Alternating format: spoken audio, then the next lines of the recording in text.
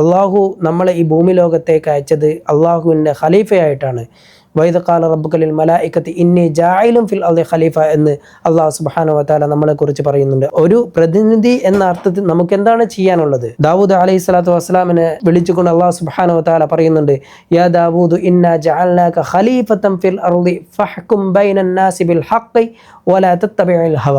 ഈ ലോകത്ത് ധർമ്മവും നീതിയും സ്ഥാപിക്കുക എന്നതാണ് അള്ളാഹുവിൻ്റെ പ്രതിനിധി എന്ന അർത്ഥത്തിൽ നമ്മൾ ഇവിടെ നിർവഹിക്കേണ്ട ഉത്തരവാദിത്വം. ആ ഒരു ഉത്തരവാദിത്വം നിർവഹിക്കണമെങ്കിൽ അതെങ്ങനെയാണ് നിർവഹിക്കേണ്ടത് എന്ന് നമ്മൾ മനസ്സിലാക്കണം. അത് മഹാനായ ഉമർ ഇബ്നുൽ ഖത്താബ് റളിയല്ലാഹു തആല അൻഹുവിന്റെ ചരിത്രം പഠിക്കുന്നതിലൂടെ നമുക്ക് കൃത്യമായി മനസ്സിലാക്കാൻ സാധിക്കുന്നു. നബി സല്ലല്ലാഹു അലൈഹി വസല്ലം തന്നെ പറയുന്നുണ്ട്, ഇന്നല്ലാഹ ജഅലൽ ഹഖ് അലാ ലിസാനി ഉമർ വ ഖൽബിഹി. ഉമർ റളിയല്ലാഹു തആല അൻഹുവിന്റെ നാവിലും ഹൃദയത്തിലും അല്ലാഹു സുബ്ഹാനഹു വ തആല നീതിയും ധർമ്മവും സ്ഥാപിച്ചിരിക്കുന്നു.